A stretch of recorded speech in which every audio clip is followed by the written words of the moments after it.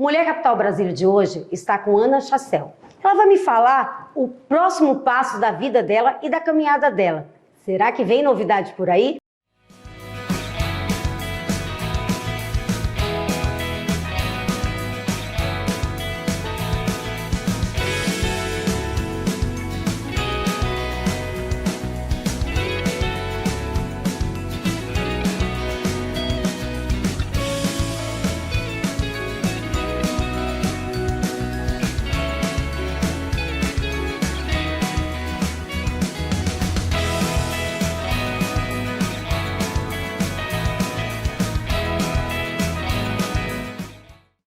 Oi, minha amiga. Oi, tudo bom? O que é a Ana Chassel? Como é que ela é? A Ana Chassel é a moça da terra, a brasiliense, filha da terra, criada aqui, moro aqui. É o amor da minha vida, Brasília. Tive fora de Brasília durante 10 anos, trabalhando fora. E resolvi voltar para fazer direito, porque eu queria ajudar o próximo. Essa é a minha grande, como é que eu posso te dizer? É a minha grande qualidade, é ajudar o próximo. A Ana Chassel vem, se forma em direito, aprende leis, regras, domínio, mas ela tem outra bandeira, tem outro projeto, gosta de cuidar. Exato. Me conta desse seu projeto. Eu cuido de animais desde que eu era uma menina. Desde os 9 para os 10 anos eu comecei a recolher animais de rua, obviamente fora desse novo formato que nós temos hoje de proteção animal, mas eu fazia empiricamente uma proteção animal infantil. Eu resgatei uma gata que teve filhotes e eu levei para minha casa e eu doei os animais, eu comecei com castração, eu fui atrás de saber as coisas. Eu tive a oportunidade em alguns momentos de ter algumas informações de fora do país, porque meus pais estudaram fora, eu tinha tios que moravam fora.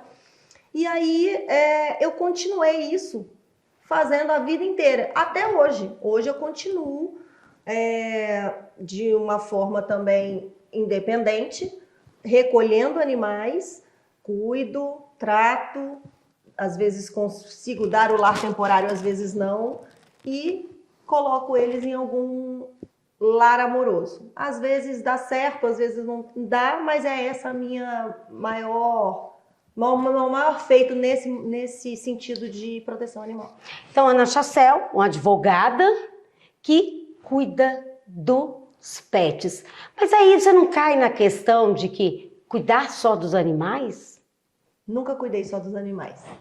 Quando eu ainda era menina, eu me prontifiquei a ser voluntária no hospital de base. Meus pais trabalhavam lá e eu via que as crianças, elas não se divertiam. As crianças que eram do 5º andar tinham alguma doença que não poderiam, eles moravam ali, eles não poderiam ir para casa. Eu comecei a me inteirar daquilo ali e contar histórias para eles. Depois eu me envolvi com a Rede Feminina de Combate ao Câncer, fiz um projeto para eles, ajudei. E era voluntária, ia lá, minha mãe também, que era assistente social, era muito engajada nisso. Então, assim, eu não cuido só dos animais, eu cuido das pessoas. E eu tenho uma empatia muito grande.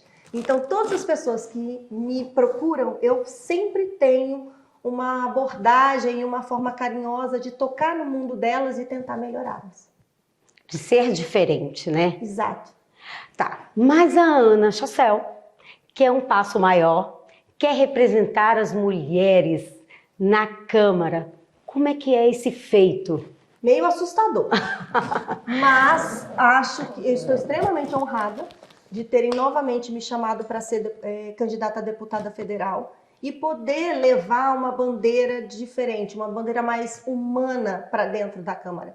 Eu sei que o deputado federal ele tem uma atuação muito restrita, assim, de fiscalizar leis, aí ele pede para o TCU faz, e aí ele está ali, ele demanda, eu acho que isso está um pouco errado. Primeiro, para mim é um privilégio, porque eu moro em Brasília, então eu não preciso estar só sentada dentro do parlamento, dentro do meu gabinete. Eu posso estar trabalhando junto com a comunidade, através dos deputados distritais, entendeu? Vendo o que está sendo feito.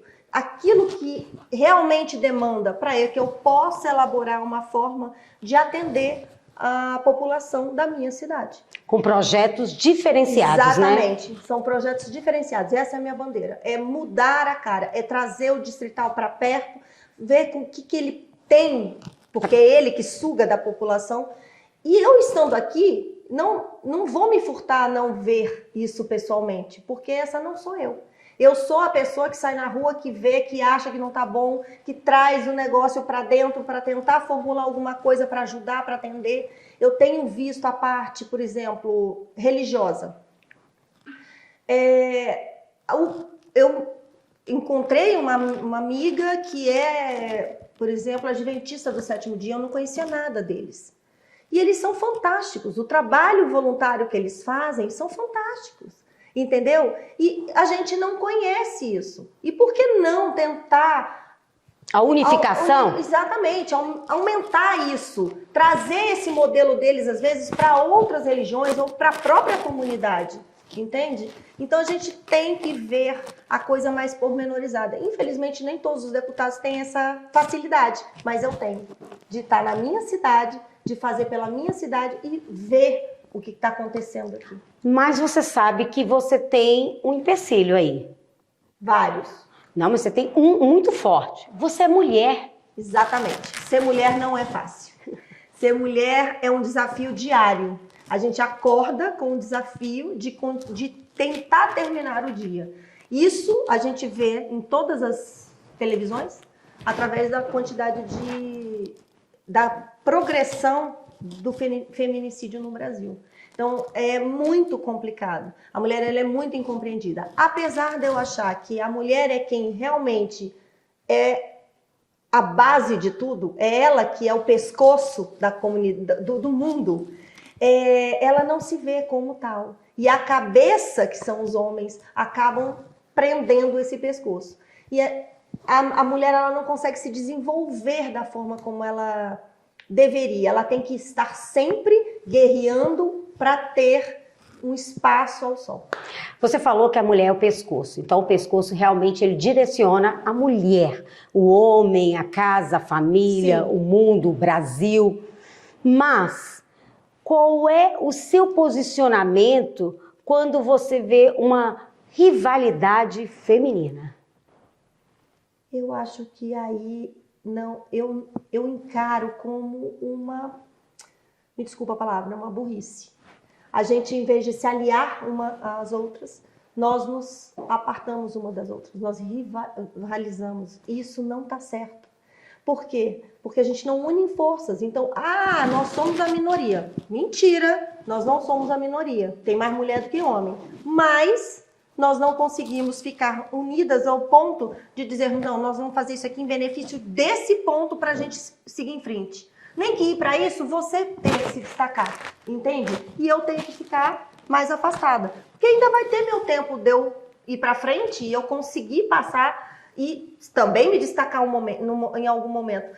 E se eu não me destacar, assim, para a mídia, para a sociedade, ou o que seja, o meu trabalho de formiguinha atrás, ele é tão importante quanto estar com a cara como presidente, senadora, deputada, ou o que seja.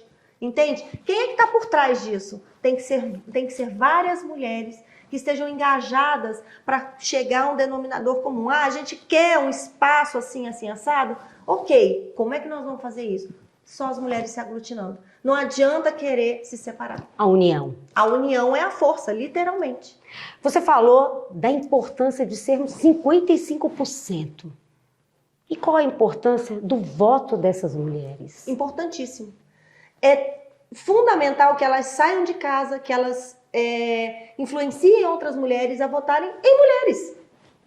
Pararem de querer votar em homens. Os homens, eles vão ouvir? Vão.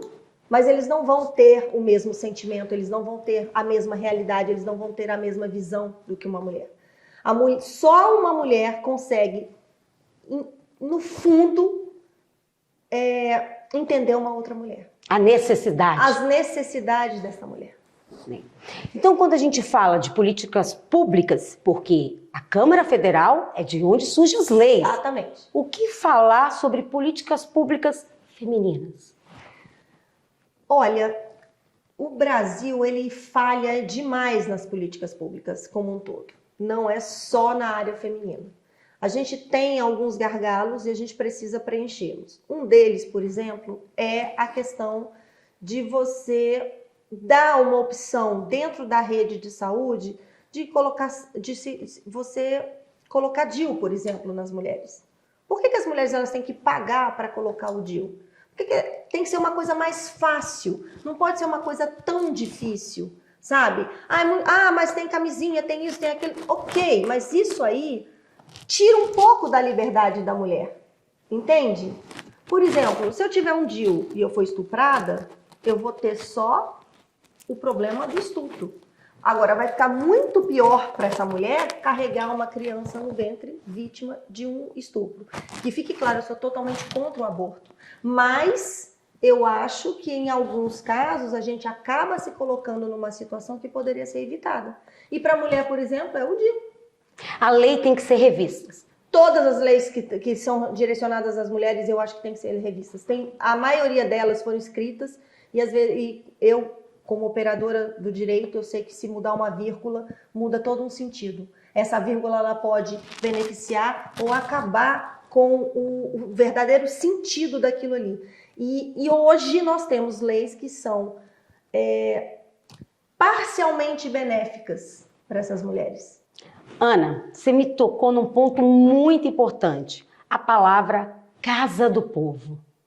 O que é a Casa do Povo para você hoje? Como que você vê a Câmara hoje? Olha, a Câmara, hoje eu vejo ela muito fechada, ela muito voltada para eles próprios. Eles esqueceram quem colocou eles ali. Não adianta nada você ir para lá, fazer uma campanha maravilhosa, aí você vai para lá e você fala, você diz, olha, é a casa do povo. Chega na hora H, você não tem casa de povo nenhum. Eu já passei por isso. Você já bateu em algum gabinete e não foi recebida? N vezes. Para começar, lá na porta, eu entendo a parte de segurança completamente, mas lá na porta, a parte da segurança, ela já começa assim, olha, deixa eu te falar, você tem que fazer N regras. Eu entendo a parte de segurança, mas você não, dentro dessas regras, você não precisa dizer que o outro é menor, entende? Você tem que deixar claro que aquela casa ali é a casa do povo. Ele está indo aonde ele foi eleito, ele elegeu alguém, ele está querendo falar com alguém, entende? Então, na hora que a pessoa chega, ela tem que ter um acolhimento diferente. Não tem. Eu mesma, várias vezes, eu falava, gente, mas aqui não é a casa do povo? Que coisa esquisita. Eu tenho que me identificar, ok, mas parece que eu estou fazendo, eles estão fazendo um favor para mim. Não. E o povo é que está fazendo um favor de me colocar lá dentro. A coisa está muito invertida, entende? Aí você entra lá, você vai falar com o deputado, ele não te recebe, tem 600 assessores que não te dão atenção. Entende? Ele não sabe nem qual é a pauta, você já ligou, você já marcou, ele não sabe quando ele aparece. Entende? Porque às vezes você não precisa falar com ele especificamente, mas se você tiver uma boa equipe que consiga trazer as coisas para ele, ok, mas ele tem que ouvir. Os ouvidos dos assessores têm que ser os ouvidos do deputado. A equipe dele tem que estar afinada. Ele tem que saber que aquelas pessoas que votaram nele estão ali para cobrar nada mais justo que esteja ali para cobrar. Entende? E o voto é igual, né? Exatamente. Tem o mesmo valor. O meu tem o mesmo valor que o seu. Totalmente. Entende? E eu vejo assim, as mulheres mais acanhadas, elas vão menos. Porque até pela demanda toda que uma mulher tem no dia a dia dela, né? Porque ela tem 3, 4, 5, 6 jornadas de trabalho. Muitas são mães solteiras que não têm o que fazer, elas precisam se virar da forma como elas conseguirem para poder dar o sustento para os filhos. E eu vejo que ninguém chama também, entende? A Câmara, ela acha que porque ela só faz leis, ela só fiscaliza, ela não precisa escutar as pessoas da comunidade. E eu acho que ela tem que escutar. Seja através do deputado distrital, seja através de um líder comunitário, seja através de uma entidade de classe, seja através de uma igreja, de um pastor de uma igreja, não interessa. Interessa que ele me traga as demandas, porque às vezes eu posso também não estar vendo. Então a Câmara Federal teria que ser mais humanizada. Concordo. É exatamente isso. E eu acho que quanto mais mulheres tiverem, eu ainda tenho esse sonho de que nós possamos fazer com que a Câmara tenha um outro formato, que ela tenha uma coisa mais acolhedora, como se fosse uma mãe mesmo, entende? Que é dado a nós de natureza sermos mães. Então, assim, essa coisa de trazer para si, essa coisa de escutar o outro, de ter empatia com a dor do outro, eu acho isso muito importante, você calçar o sapato do outro, independente se eu sou uma autoridade ou não, porque essa sou eu, entende? Então eu posso falar por mim. Eu quero, se um dia eu tiver a graça de Deus de ser eleita pelo meu povo, que a minha porta esteja aberta, meus ouvidos, meu coração, e que eles possam dizer para mim, sem menores pudores, as mazelas, os problemas, principalmente as mulheres. Porque eu acho que como mulher eu vou poder entendê-las melhor. Nós somos vistas como vítimas, muitas vezes, né? E eu tenho um lema na minha vida: docilidade com firmeza. Concordo. Eu não preciso perder a minha feminilidade, mas eu posso ser firme ao mesmo tempo. Como é que você se vê nesse posicionamento que eu te falei? Mais ou menos como você. Eu não acho que a gente precise arrancar o sutiã. Eu não acho que a gente precise ir gritar parecendo umas doidas no meio da... Não. A mulher, ela pode se empoderar estudando mais. Ela pode se empoderar sabendo mais aquilo que ela quer. E ela tem que aprender a se posicionar. Eu sei que é difícil, como mulher, mais do que ninguém, eu sei o tanto que é difícil, mas é uma questão de a gente aprender que com a palavra, com o jeito de nos colocarmos junto à sociedade, junto de nos colocarmos a um companheiro ou a uma família, que a gente, do jeito que nós somos, plenas, nós possamos dizer, olha, até aqui, ok, daqui para frente, não. Então a gente pode colocar todas as nossas necessidades, os nossos sonhos, que nós temos que ganhar o mundo. Temos mesmo. E eu acho que o mundo é muito das mulheres. Elas ainda não...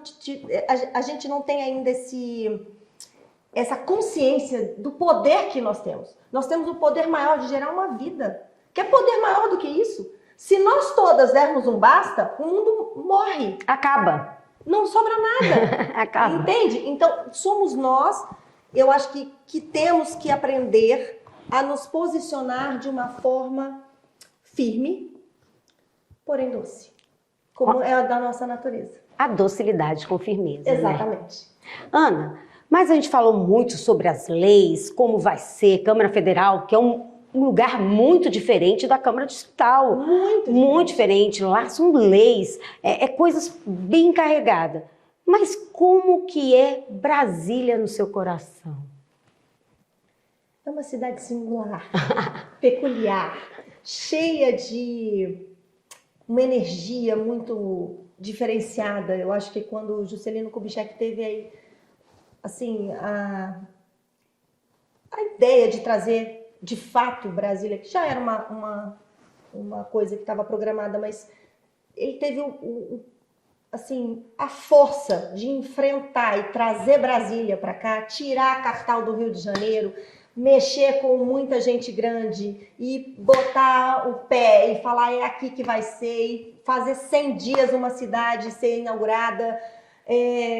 As pessoas que vieram com um sonho louco de trazer uma nova vida, uma nova esperança, uma nova forma, né, de fazer uma capital nova, do zero, planejada.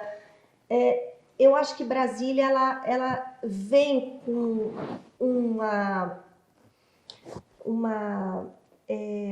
um formato diferente, uma vontade diferente. Brasília é uma cidade que acolhe as pessoas.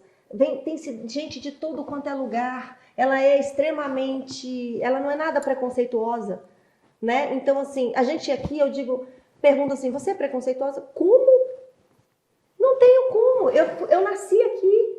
Então, assim, mas o nordestino, porque o gaúcho... Gente, aqui é feito de todos os povos, do mundo inteiro, não é só do Brasil, entende? Então, isso para mim é, assim, inebriante ver uma cidade crescer. Claro que hoje nós temos milhões de problemas. Quando eu era uma menina adolescente, isso aqui era um paraíso. Chamavam de a Ilha da Fantasia, e de fato ela era uma ilha da fantasia, né?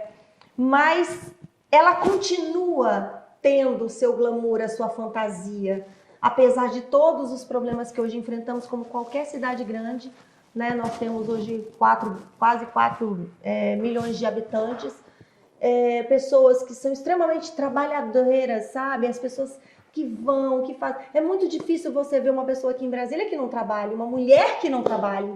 Muito pelo contrário, entende? Então, assim, eu vejo Brasília como um lugar excepcional, e apesar das pessoas não terem essa visão, né? Porque Brasília vai para a mídia com uma visão péssima. É onde tem a corrupção, é onde tem... Lembrem-se, nem todos os deputados federais que estão sentados dentro do parlamento vieram de Brasília, muito pelo contrário. A maioria é de fora. Então, assim, não confunda a Praça dos Três Poderes com Brasília. O povo brasiliense é um povo extremamente trabalhador, sabe? Mas o funcionário público não trabalha. Mentira, ele trabalha e trabalha muito. Ele é extremamente engajado nas coisas dele, sabe? Ele se propôs, ele tá ali, ele faz, ele tem as benesses da lei, mas isso independe de ter essa imagem de que eles não fazem nada. Não é porque eles não trabalham em multinacional que você tem que dar praticamente o seu sangue, o sangue da sua família inteira para continuar ali. Apesar de você não precisar, né? Muitos dão o sangue para que o Brasil seja o que ele é. Sabe? A valorização do funcionário público, a importância dele, se tudo funciona, é porque ele está do outro lado. Exatamente. Então, vocês que estão de fora, têm que ter essa noção do que é ser um funcionário público, né? Exatamente, entender que esse funcionário público, ele é o brasiliense. Ele é o candango, ele é o brasiliense, ele é aquele que abraçou Brasília como sua cidade, que veio para cá, às vezes... porque foi chamado para fazer um trabalho, se apaixonou e ele empreendeu. A maioria.